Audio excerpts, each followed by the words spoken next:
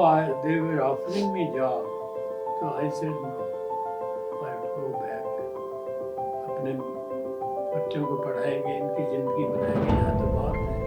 जी जी जी जी। खाली डॉलर्स के लिए मैं नहीं चाहता। सो एक छोटे से गांव से आने के बाद जब आप पहली बार शहर में पहुंचे तो आपको कैसा लगा सर? कुछ चेंज लगा और आपने अपनी पर्सनालिटी के ऊपर वर्क कैसे किया उस टाइम? पुरानी कहावत है, चलोगे तो चलते रहोगे और बैठोगे तो बैठ जाओगे। इसलिए चलते रहो। मेरी कभी गलती हुई नहीं, मुझे कभी लगा नहीं। एक दफा गलती हो गई तो उनको भी धर्म से आज पहली बार। कैसे मार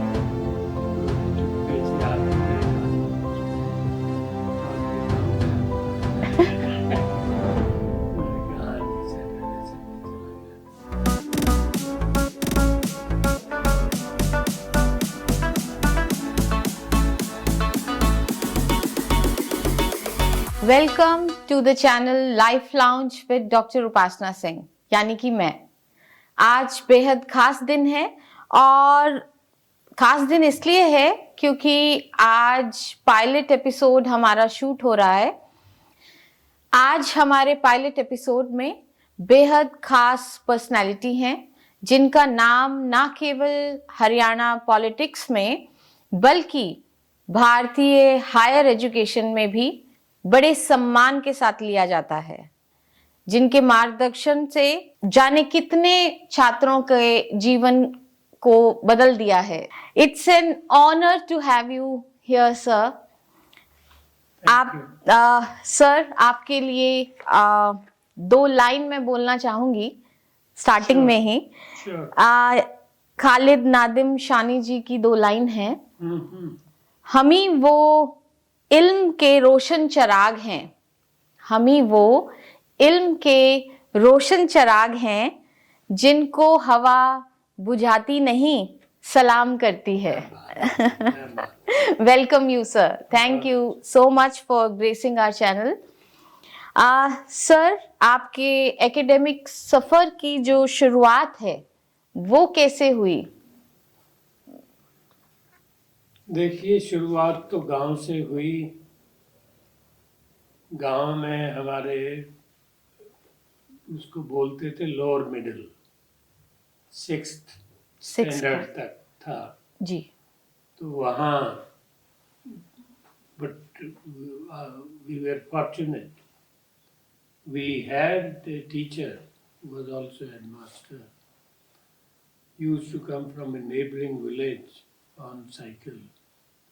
But a few months before the examination, 3-4, he would stay there and sleep in the school and will make us also sleep in the school. Would not allow us to go to the home because every day in the morning, 4 o'clock, he will ask us, get up and start reading. So it's a very rare, it's a privilege. I was so lucky to have such a teacher, and there the grounding began. उनका नाम sir, उनका नाम क्या? उनके थे पंडित शेर सिंह। पंडित शेर सिंह।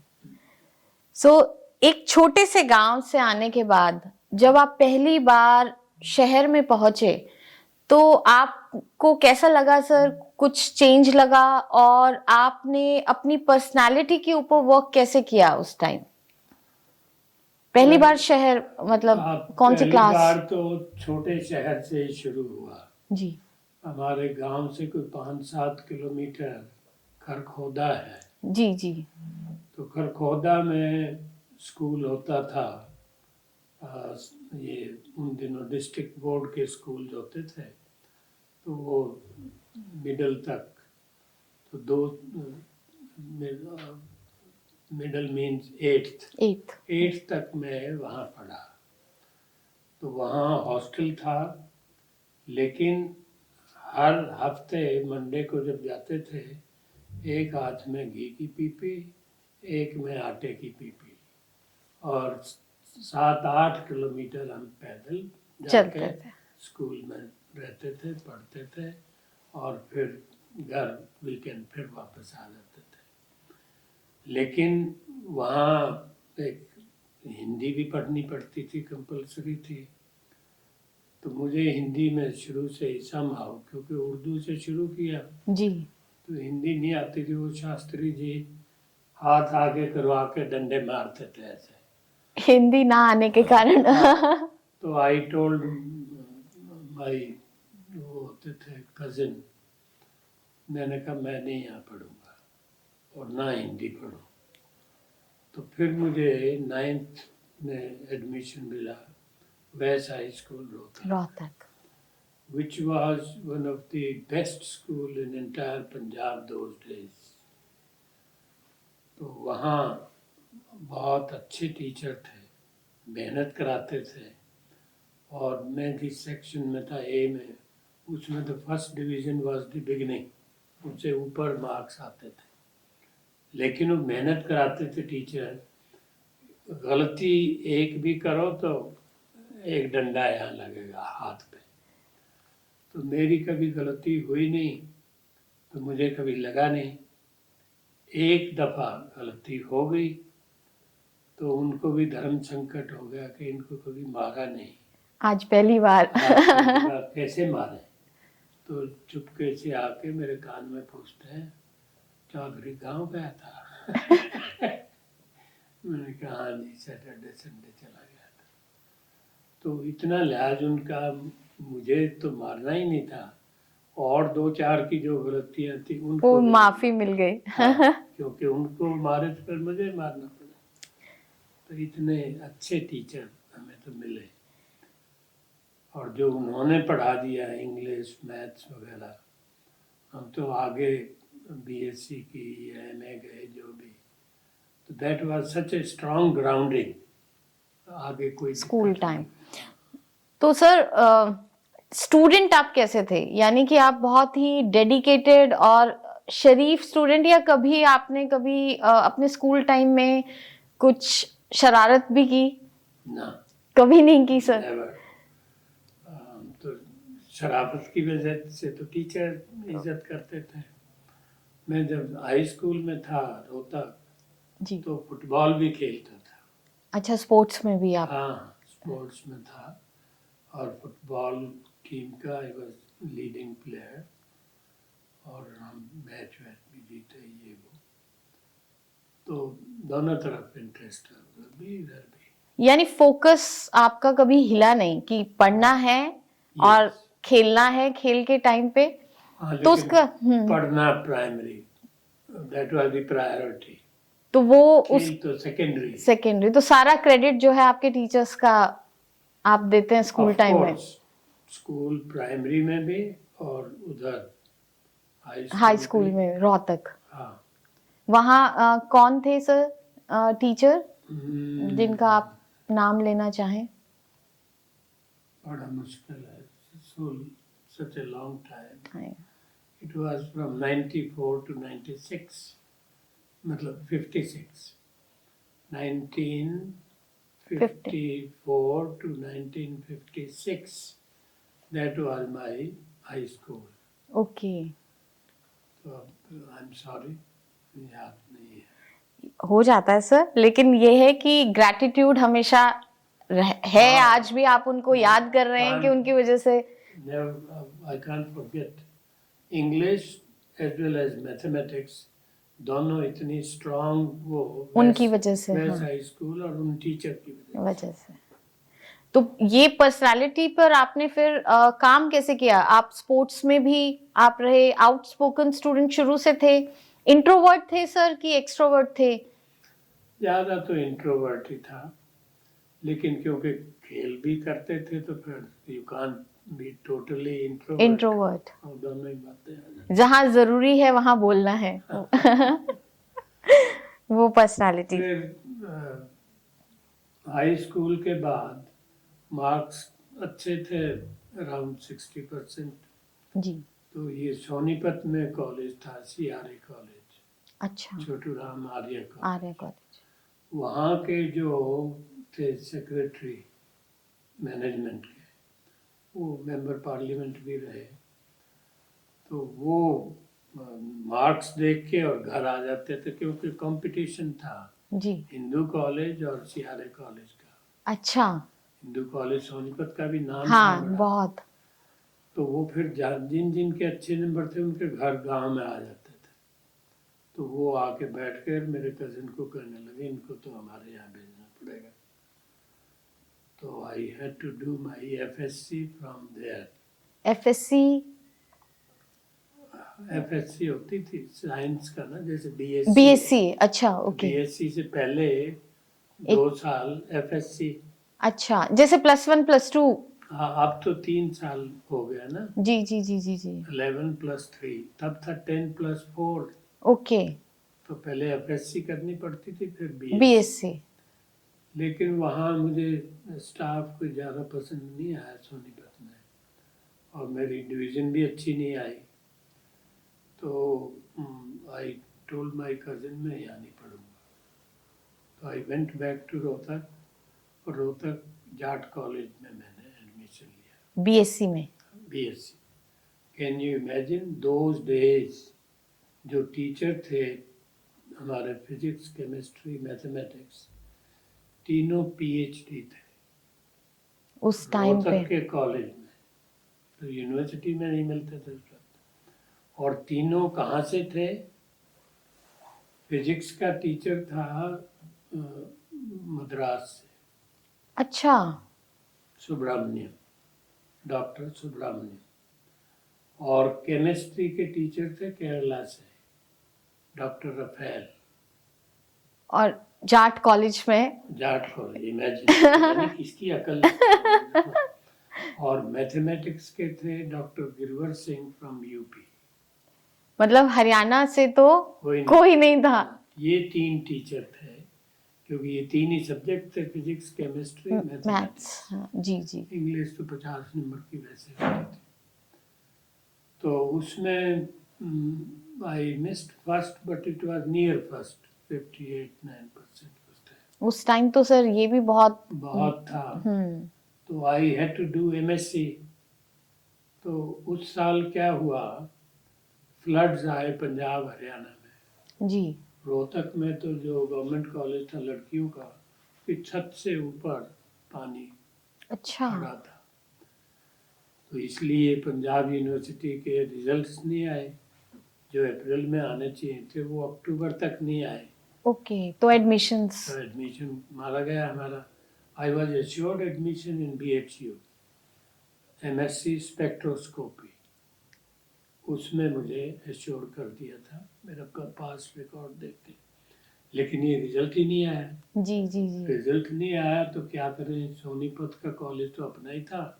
मैं कहा चलो 1 साल फिर जॉब कर लेते हैं। तो मैं डेमोन्स्ट्रेटर लग गया, बीएससी करके तो डेमोन्स्ट्रेटर ही लगेगा। फिजिक्स केमिस्ट्री में मैथ में वो कराते थे प्रैक्टिकल्स। टाइम बहुत होता था, तो आई टुक टू रीडिंग इंग्लिश नॉवेल्स। हाँ, मैं यही पूछने वाली थी कि आप एमएससी में श्योर थे एडमिशन का, और फिर इतना बड़ा ट्विस्ट कैसे आया कि literature? Thanks to the floods. हाँ, अगर आप एमएससी में होते तो वहां पे भी कुछ ना कुछ कमाल करते सर। फिर तो पर लाइन ही दूसरी होती ना जी। तो यहाँ आ गए तो टाइम बहुत होता था। प्रैक्टिकल तो स्टूडेंट्स कर रहे हैं, ठीक है, एक दफा बता दिया। तो बाकी टाइम में मैं फिर वो नॉवेल्स पढ़ने लगे। वो मुझे इंटरेस्टिंग लगे। मैं साइंस छोड़ो क्या इसमें। तो मैंने फिर दिल्ली यूनिवर्सिटी में क्रोडीमल कॉलेज में एडमिशन ले लिया, एमए इंग्लिश।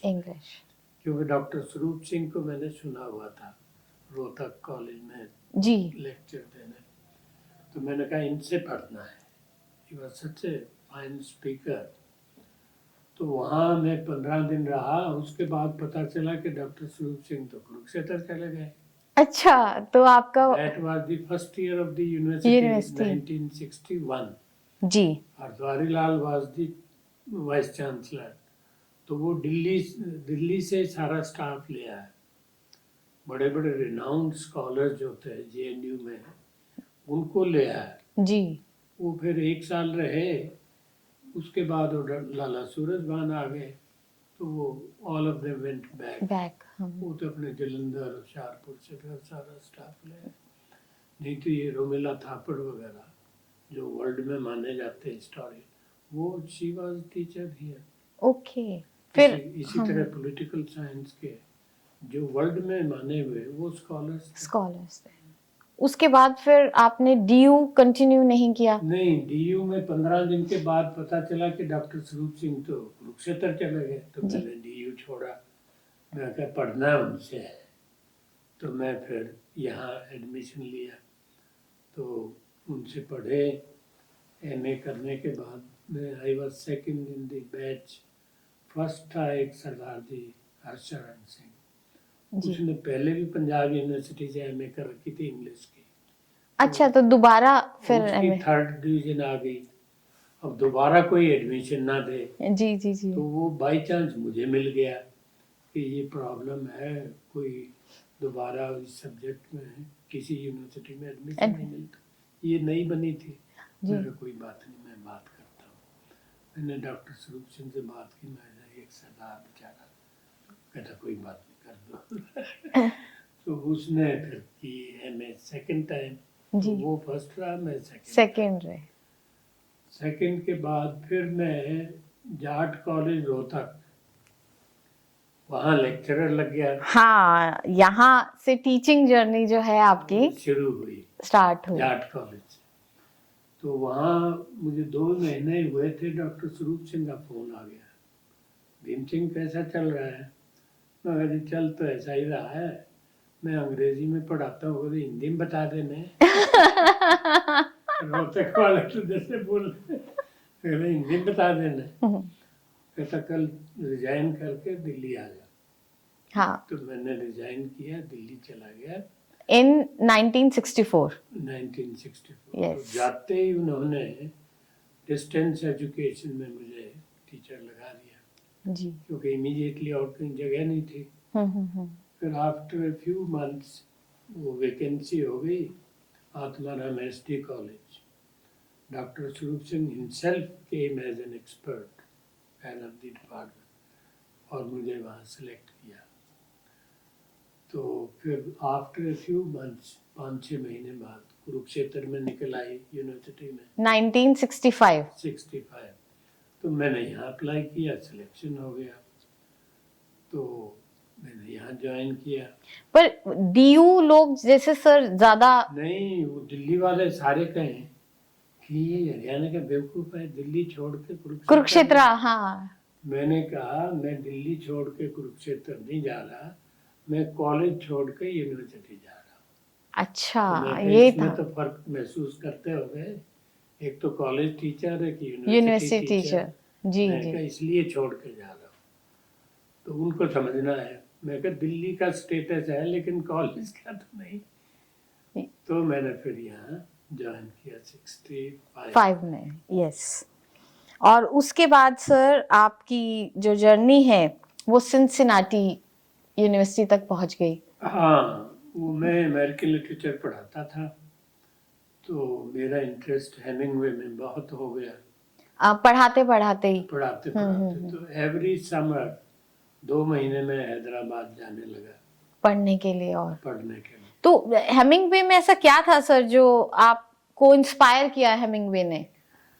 उसकी देखो, self made man and adventurous life.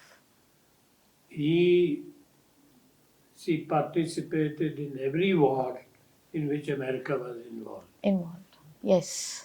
Volunteered as later stage पे उनकी वो, क्योंकि बॉक्सिंग का भी उनको शौक था जी, तो उनकी एक आई डैमेज हो गई, हेमिंगवे तो फिर वो उसमें लेना आर्मी में।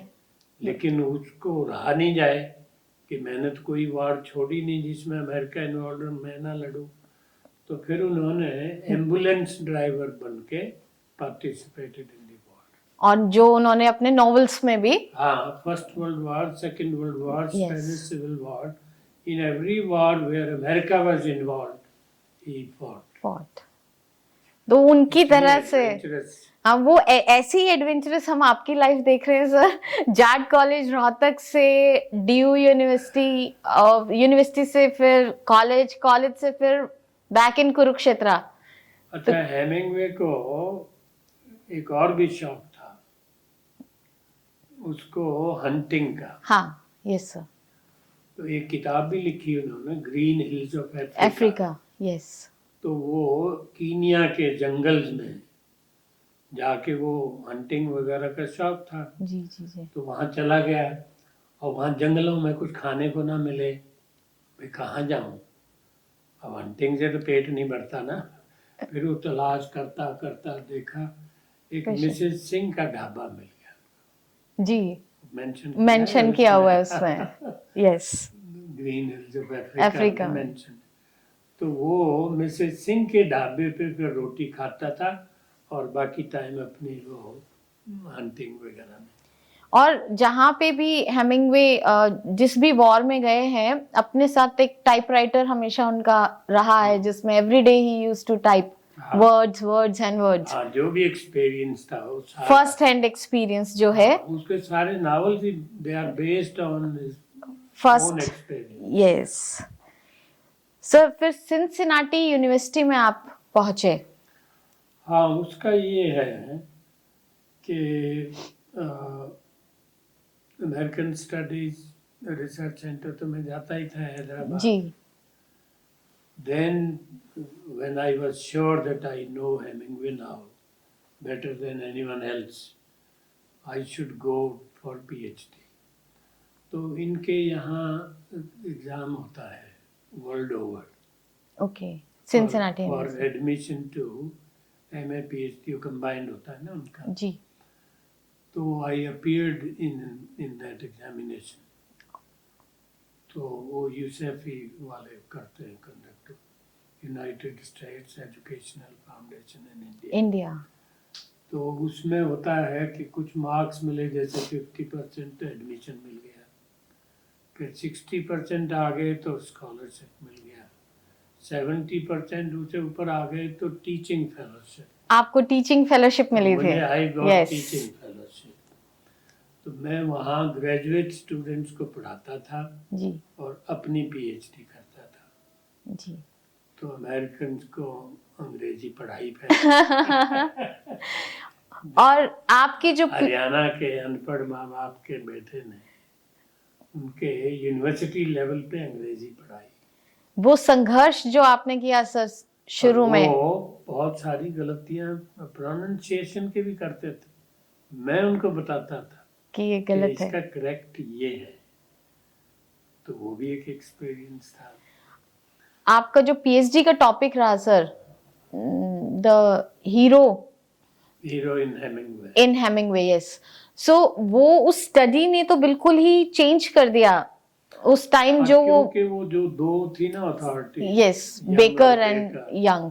वो एक तो कह रहा था कि ये ऑटोबायोग्राफिकल है हीरो, जी दूसरा कहता था कि ये कैथोलिक है। मैंने कहा ना कैथोलिक है ना ये है, वो मॉडर्न मैन है, representative of the modern age, और वही उसका माइंडसेट है, वही आउटलुक है, वही वैल्यूज है।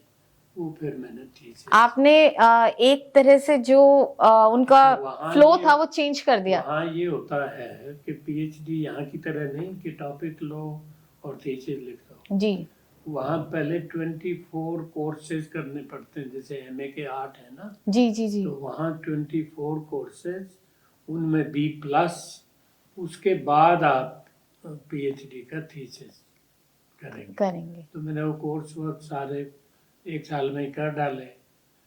तो वो भी हैरान, मैंने कहा मैं इतने सालों से पढ़ा रहा हूँ तो ये तो आता है ना मुझे। तो फिर ये टॉपिक डिसाइड करने की बात आई। जी तो कमेटी बैठती प्रोफेसर्स की, जी। वो पूछने लगे किस पे करना चाहते हो। मैं क्या हेमिंगवे पे। बोले इस पे क्या करोगे, यहाँ कर रखा है। मैंने कहा आपके पास टाइम हो तो सुन लो मुझे, जी अगर आपको लगे कोई नई बात है तो अलाउ कर देना, वरना जो आप कहोगे वो कर लूँगा मैं। फिर मैंने सुनाया उनको, फिर बताया ना, वो तो मेरा सुपरवाइजर उसी दिन से जाके अलग पढ़ाने लगे। यस।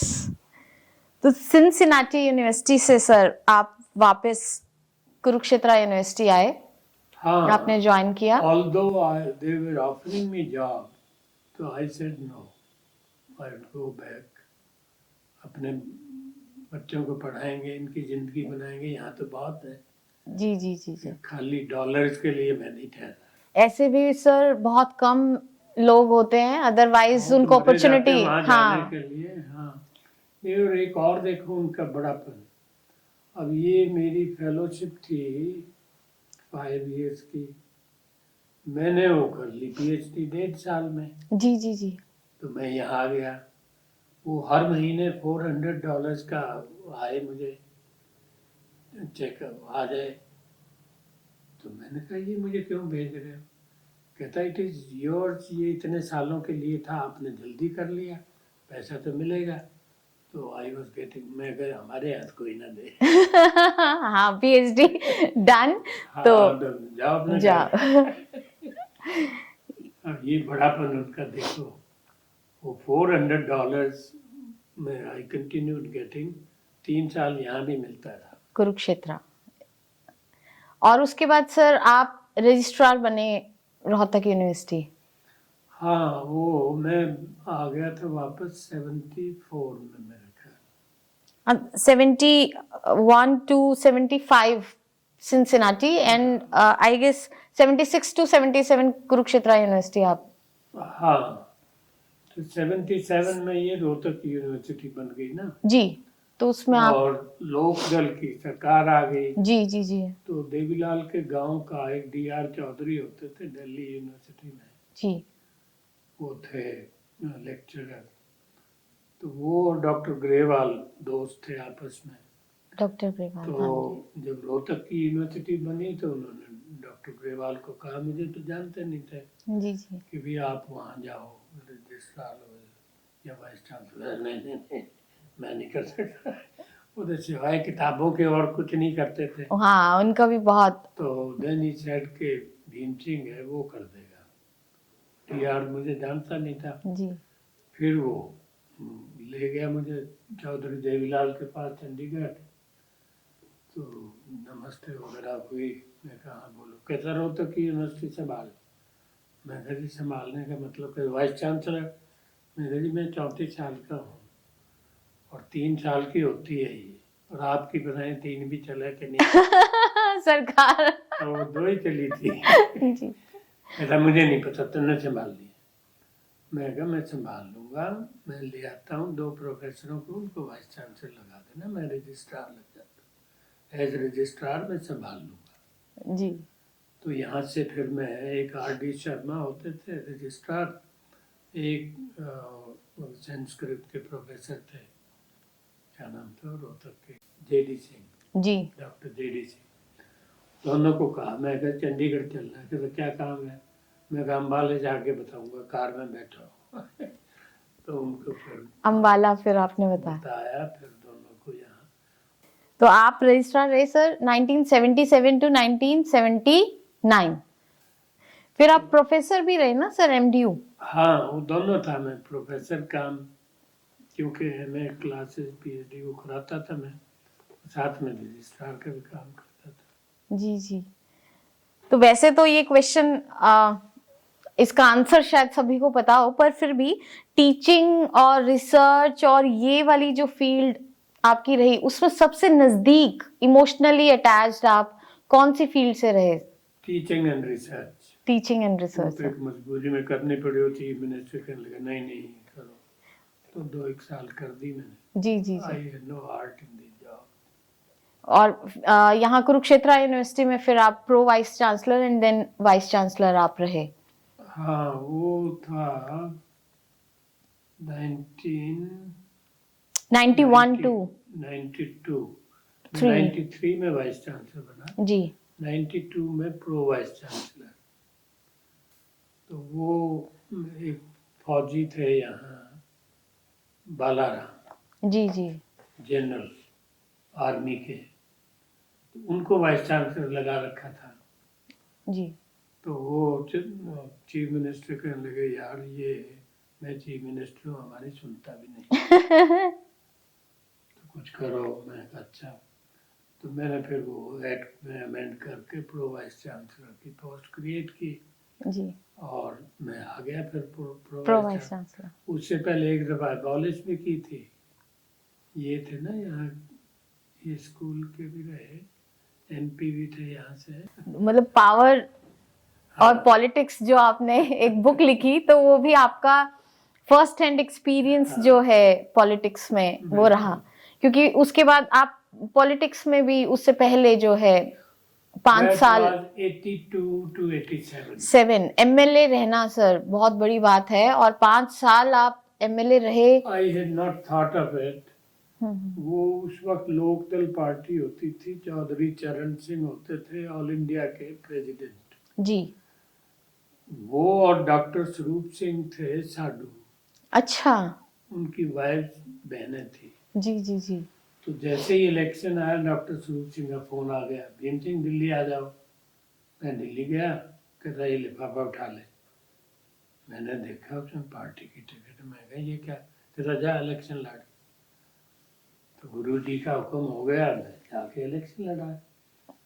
लेकिन उस वक्त ऐसे हालात थे, जिस गांव में जाता था मैं, वो कहते थे डॉक्टर तू चाय पी, हम अपने आप लड़ देंगे। और माला डाल देते, कोई 21,000 की, कोई 15,000 की, ये वो।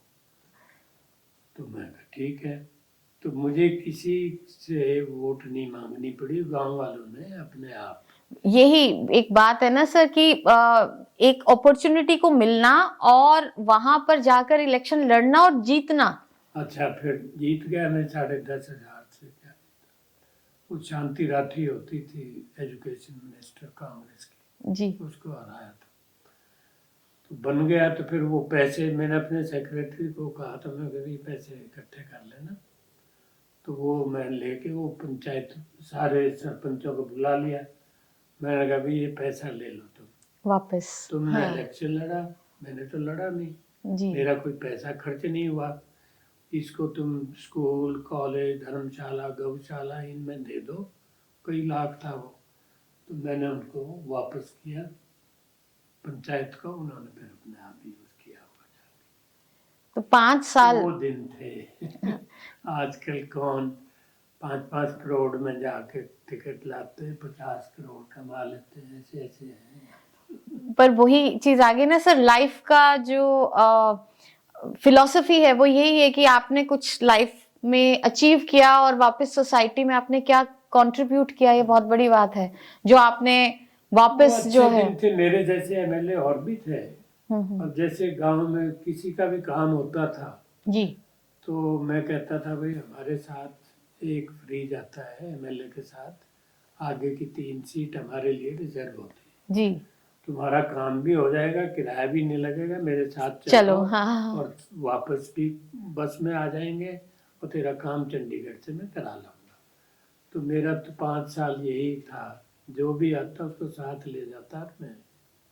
काम आज के टाइम का। 5 साल चौधरी भजनलाल कहते रहे कि ये एजुकेशन मिनिस्ट्री आपके लिए।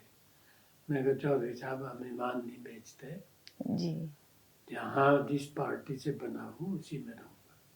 हर 6 महीने जब असेंबली होती फिर कहता फिर सोच लो। मैं कहा फिर वही बात। मैं कहा एक बार सुन लो 100 बार सुन लो, मैं नहीं बनूंगा, पार्टी नहीं बन लूँगा। तो ये 5 साल कोई एजुकेशन मिनिस्टर नहीं था हरियाणा में। अच्छा, मिनिस्टर ऑफ स्टेट था जगदीश नेहरा, वहाँ से सरसा से। जी, मैंने कहा तू ये गरीब को बना देना पूरा मिनिस्टर, कहता नहीं वो तो आपके लिए। मैंने कहा मैं बनूँ नहीं, तो 5 साल खाली रही हो। अच्छा, उसका इतना असर पड़ा उस पर, फिर 92 में दोबारा आ गए। कहता दैया साहब अब तो आप एमएलए नहीं, मैं को खरीद नहीं रहा, वाइस चांसलर तो बनोगे। मैं कहा वो बन जाऊँ। तब ये सारा हुआ था। वाइस चांसलर आप बने। पर एमएलए रहने के बाद, राजनीति में सक्सेस मिलने के बाद 5 साल और उसकी कुर्सी को बाय बाय कर देना, मतलब ये राजनीति नहीं से बाय बाय। भाई भी नहीं करी, मैं हारा। अच्छा, जो अगला इलेक्शन था 87 का, उसमें क्या हुआ कि चौधरी चरण सिंह की डेथ हो गई जी बाय दैट टाइम। तो ये हावी हो गया चौटाला चौधरी देवीलाल पे। जी तो इसने क्या किया, जो चौधरी चरण सिंह के लॉयलिस्ट माने जाते थे, डॉक्टर स्वरूप सिंह में 4 और थे, तो 6 के 6 को ही expelled from the party. Okay तो एक्सपेल करने के बाद हमारे पास कुछ चारा नहीं था। डॉक्टर स्वरूप सिंह कहने लगे, भाई ये चंद्रशेखर है, जनता पार्टी में चलते हैं। मैं भी चलो जनता पार्टी में चलो। तो वी लॉस्ट, क्योंकि पार्टी से निकाले गए थे, तो हम जनता पार्टी में चले गए। जी जनता में फिर वो ही वेलकम्ड अस, चंद्रशेखर जी प्रेसिडेंट थे। कहने लगे इससे अच्छी बात क्या हो सकती है। डॉक्टर स्वरूप सिंह ने ज्वाइन किया। लेकिन देवीलाल का इतना फितूर था गांव में कि सभी और किसी वोट को वोट मतलब ही नहीं थी, जी तो हमारी तो जमानत जब्त हो गई। तो यानी सर मतलब फेलियर भी फेस किया, सक्सेस मिली तो बहुत जबरदस्त सक्सेस मिली। तो आपके लिए 4 लाइन जो है अर्जुन सिसोदिया जी की जो है वो बिल्कुल यहाँ पर फिट बैठती हैं कि युद्ध नहीं जिनके जीवन में वो भी बड़े अभागे होंगे, या तो प्रण को तोड़ा होगा या फिर रण से भागे होंगे। क्या बात। तो संघर्ष तो आपके जीवन काल में भी रहा। हाँ, हताश नहीं हुए बिल्कुल। तो आज के टाइम में सर जो नहीं कॉलेज था, वो जो अपने थे चंद्रशेखर जी, जी। इतनी इज्जत देते थे, जी मुझे अपने साथ बिठाते थे, ये आके पैर छूते थे। मैंने कहा शत्रुघ्न सिन्हा वगैरह वगैरह, जी जी जी। तो वो इतनी इज्जत हमें देते थे।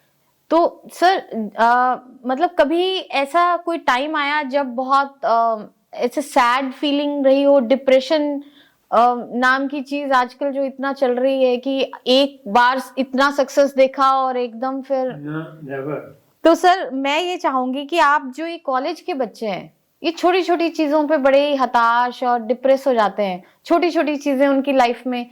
एक गांव से बच्चा आया है, वो बड़ा हेजिटेंट मैंने देखा है कि रहते हैं कि शहर के बच्चों के साथ काफी टाइम तक घुल मिल भी नहीं पाते। तो इंफीरियरिटी का, हाँ, वो भी उनका एक डिप्रेशन का कारण बन जाता है। कुछ उनकी लव लाइफ में कुछ हो गया, तो रिलेशन में हो गया, तो उनका हाँ, सब भूल जाते हैं, डिप्रेशन, हाँ। डिप्रेशन। तो उनके लिए क्या मैसेज सर, ये जो यंग बच्चे हैं हमारे हैं, सक्सेस और फेलियर क्या चीज है, क्या डेफिनेशन है इसकी? It is a part of life. You can't always be successful. Successful चाहे सिकंदर हो, जी उसको भी आखिर रिट्रीट करना पड़ा था यहाँ से। हाँ सारी दुनिया जीत ली, और देखो 29 साल की उम्र में कॉन्कर्ड द वर्ल्ड। वर्ल्ड तो यहाँ उन दिनों तो घोड़ों पे आते थे, घोड़े और तलवार। तो इंडिया को भी जीतता चला गया। जब गंगा पे पहुंचे तो उनके जो थे सिपाही, उन्होंने रिवोल्ट कर दिया। कहते हैं हम इसको नहीं क्रॉस कर सकते, कि घोड़े वोड़े सब डूब जाएंगे इसमें, हम भी मरेंगे। Then he had to go back. फिर उसको रास्ते में बुखार वगैरह हो गया। उन दिनों कोई गोलियां थी नहीं, हाँ हाँ हाँ तो वो पानी में लेटा रहा हफ्ता भर। हम्म। Then he died. लेकिन हमारे और ईरान के बीच में लेकिन ये कहते हैं कि जब वो सिकंदर जब मर रहा था तो उसने ये कहा कि मेरे दोनों हाथ जो हैं वो बाहर रखे जाएं, ताकि दुनिया को ये पता चले कि मैं खाली हाथ आया था और खाली हाथ वापस जा रहा हूँ। हाँ, पूरी दुनिया जीतने के बाद भी। तो देखो 29 साल की उम्र में कॉन्कर्ड द वर्ल्ड, इतना ब्रेव था। तो ये मैसेज एक तरह से यही है कि चाहे फेलियर हो चाहे सक्सेस हो, तो दोनों को बहुत दिल से कॉन्फिडेंस इन योरसेल्फ। बल्कि जहाँ फेलियर हो गई तो विद ग्रेटर डिटर्मिनेशन के मैं अब के करूँगा इसको। ये गो हेड विद डिटर्मिनेशन, कि हार नहीं माननी। बिल्कुल जिंदगी में ठीक है, उतराव चढ़ाव आते रहेंगे, लेकिन हम चलते रहेंगे। ये एटीट्यूड, ये एटीट्यूड होना चाहिए कि कुछ भी हो जाए लाइफ में चलते चलें। सर लिटरेचर जो ज्यादातर बच्चे पढ़ रहे हैं वो एक as a syllabus, as a part of syllabus पढ़ते हैं, तो उनको कैसे लाइफ से उसको कनेक्ट कर सकते हैं वो कि लिटरेचर केवल एक सिलेबस का पार्ट नहीं है, वो आपको लिटरेचर इज अबाउट लाइफ। वो तो जो सबसे पहले लिटरेचर के बारे में बोले वो थे प्लेटो। प्लेटो जी। प्लेटो ने कहा था कि लिटरेचर मतलब आर्ट इमिटेट्स नेचर। नेचर तो जो कुछ आप देखते हैं अपने चारों तरफ, जी। ह्यूमन नेचर नेचर उसको इमिटेट करते हैं। फिर उसको फर्दर क्वालिफाई किया अरिस्टोटल ने। जी। उसने कहा कि literature combines philosophy and history, दोनों आते हैं जी। फिलॉसफी ऑफ मैनकाइंड और हिस्ट्री भी, whatever life has been there, वो भी आ जाती है। तो लिटरेचर और लाइफ तो कनेक्टेड हैं, उस बहुत कुछ सीखने को। आप शेक्सपियर पढ़ो तो सारा 16th सेंचुरी ये वो नक्शा आपके सामने आ जाता है, कैसी लाइफ थी, वुमन की क्या पोजीशन थी, वगैरह वगैरह सब कुछ पता चल जाता है। और मैंने देखा है सर जितने ग्रेट राइटर्स हुए हैं, dominant writers of different different ages, चाहे वो शेक्सपियर हैं, चाहे कोई और राइटर चार्ल्स डिकिंस को हम देख लें, विक्टोरियन एज में संघर्ष तो उनके जीवन में बहुत रहा है, और सक्सेस उनको कैसे मिली, मतलब जब भी वो कुछ करने गए तो क्रिटिसिज्म भी बहुत फेस करने को मिली। लेकिन हार्ड वर्क और वो लगे। belong to a village, yes, like us, Stratford upon Avon. Avon is river. मैं कहा यहाँ तो छोरा गंगा किनारे वाला अमिताभ बच्चन, मैं कहा वो एवन किनारे वाला था। और वो पहुंचे लंदन। लंदन भी वो ऐसा है, गांव में था स्कूल जी, तो स्कूल तो पढ़ लिए वो, आगे दो ही यूनिवर्सिटी होती थी, कैम्ब्रिज एंड ऑक्सफोर्ड जी। वो पैसे नहीं घर में, कैसे भेजें, तो घर बैठा रहा। फिर ये टूरिंग टॉकीज होते थे जी, जो गांव में आके दिखाते थे। तो वो गांव में आए तो उनके साथ चला गया लंदन। यस। तो अपने थोड़े दिन तो कोई पर्दा खींचने में, फिर एक्टिंग करने में, फिर धीरे धीरे लिखने लगे, तो ये इमर्ज। ऑडियंस ने तो बहुत मतलब एप्रिसिएशन उनको मिलने लगी, लेकिन जो लंदन के डोमिनेंट राइटर्स थे उस टाइम, यूनिवर्सिटी विट्स, वो तो कुछ समझे नहीं उनका कि ये अनपढ़ है लेकिन फिर शीशा दिखा दिया सबको, मतलब उन्होंने वेस्ट नहीं किया। यस, ये कोई खाली पढ़ाई से नहीं आता जी। दुनिया पीएचडी करे फिरती है जी, तो शेक्सपियर बन जाएंगे क्या? ऐसे ही सेम हेमिंगवे के साथ भी हुआ था। बिल्कुल। तो जितने ग्रेट राइटर्स भी हुए हैं, और नेचर्स गिफ्ट यस, और डिटर्मिनेशन पावर जो उनकी रही कि they never wasted their time कि उनको जवाब दें या उनको कुछ, वो अपने आप को अपने सरेंडर टू सर्कमस्टेंसेस चलते रहे, अच्छे बुरे दिन जैसे भी आए उनमें से गुजरते रहो। तो ये एक बहुत बड़ा मैसेज जो है वो हमारे यंग बच्चों के लिए भी है कि चलते रहो, कैसा भी सर्कमस्टांसेस जो हैं। वो पुरानी कहावत है, चलोगे तो चलते रहोगे और बैठोगे तो बैठ जाओगे इसलिए चलते रहो। बिल्कुल सर कुछ क्वेश्चंस हैं जो आप ही के जो फैंस हैं बहुत सारे, आपने कुछ बच्चे जो फॉरेन में भी हैं, जब उनको पता चला कि आपके साथ एक पॉडकास्ट हम करने जा रहे हैं तो उन्होंने अपने मैसेजेस जो हैं, मैसेजेस के थ्रू कुछ क्वेश्चंस मुझे भेजे। तो मैं चाहूंगी कि थोड़ा सा आप अगर उसके बारे में बता पाए। बताइए। एक सबसे पहला क्वेश्चन सर है, any scope of Haryanvi literature and its scope, or if you see any future in literature written in English about Haryana, as there's hardly any. Why not? You see, every literature has its place, provided it is up to the mark. Haryanvi में जो पहले रागनियां होती थी जी और जो होते थे लिखने वाले गायक होते थे, वो सम ऑफ देम, एक तो खास तौर से पंडित लक्ष्मीचंद, लक्ष्मीचंद जी, वो हाँ कुछ शेक्सपियर से कम नहीं है। जी जितने शेक्सपियर के प्लेज हैं, इतने उनके वो ड्रामा होते थे और स्टेज करते थे। जी तो हमने तो वो खुद देखे हुए हैं। मैं बल्कि जब एमएलए था तो मैंने कहा अपने जो भी थे यार दोस्त, मैं कभी उनके लिए कुछ करो, शर्म आनी चाहिए, इतने बड़े थे। शेक्सपियर के लिए तो दुनिया कर रही है, जी हमने कुछ भी नहीं किया। तो फिर उनका साहित्य अकादमी हरियाणा वाली में सारा उनका वर्क इकट्ठा किया और रखवाया ये वो, फिर उनके नाम से वहाँ यूनिवर्सिटी भी बनी हुई जी है। जी जी Pandit Lakshmichand university.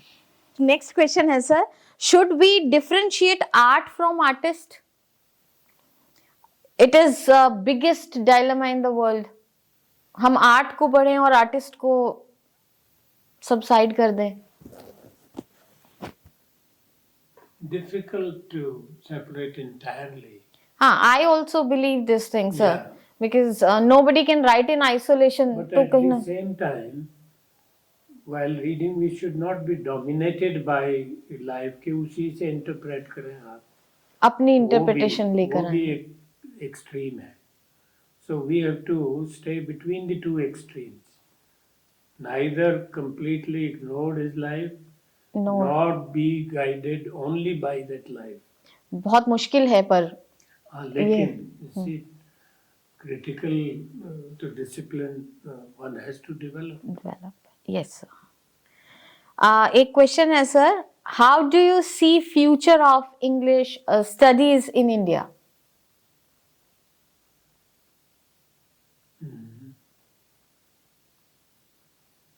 Yeah, I think it has a future. It can't be wiped out. It has gone into our blood. Plus, English has become an international language. हाँ, global Global, Level. which not many languages are. This is the only language. Reason, of course, is that they ruled the world. World. And wherever they went, they made English compulsory and everybody's language. पर ऐसा तो नहीं होने वाला ना sir, जैसे Latin language के साथ हुआ पहले, कहाँ वो बिल्कुल पार के साथ एसोसिएटेड थी और उसके बाद अब now it is completely dead language. Yeah, that's not going to happen with English because it has become it's a common man's language. Language, yes. You go to the market, even the illiterate shopkeeper, who everything written in English. English, Hindi Sanskrit में कोई नहीं लिखता। हाँ वो कुछ पता भी नहीं होगा कुछ, ना, हम लोग जो सब English हाँ में। The world language, in fact, क्योंकि जो inter state inter country communication है इंग्लिश में इंग्लिश possible। में। जी जी जी। एक क्वेश्चन है सर, लास्ट क्वेश्चन, जो एआई का युग चल रहा है अब, आर्टिफिशियल इंटेलिजेंस, कंप्यूटर्स जो हम यूज कर रहे हैं, बच्चे चैट जीपीटी बहुत यूज कर रहे हैं, what could be the measures of the sustainability of the soul और इमोशन ऑफ द लिटरेचर? उसको कैसे सस्टेन किया जाए एआई के टाइम में? और आपकी कोई एडवाइस सर, जो ये जनरेशन जी जो चल रही है आजकल और जनरेशन अल्फा भी आ गई है अब, कि कैसे पढ़ा जाए? Well, you have to bring them back to books. Books, text books, जो कि बहुत Because कम this हो is गया है। no substitute for Yes. books. So you will have to insist upon their reading of books and persuade them. Try to do that and then see the difference. बच्चों को यही बताएं ना। वो आजकल वो जनरेशन दिख ही नहीं रही है कि अपने साथ बुक्स को कैरी वो कर रहे हैं। वो तो they will rather throw it, हाँ। throw it away. Because it is there in mobile and ये everywhere. वो। Yes sir. So generation changes, but at the same time, serious student will take literature seriously. Seriously. It may be in mobile or wherever, but the reading will be, you see, personal involvement in that. Yes. सो वो reading तो जो है वो ही एक माध्यम है जिसके बिल्कुल आप लिटरेचर से कनेक्टेड रहेंगे no substitute for that. For that.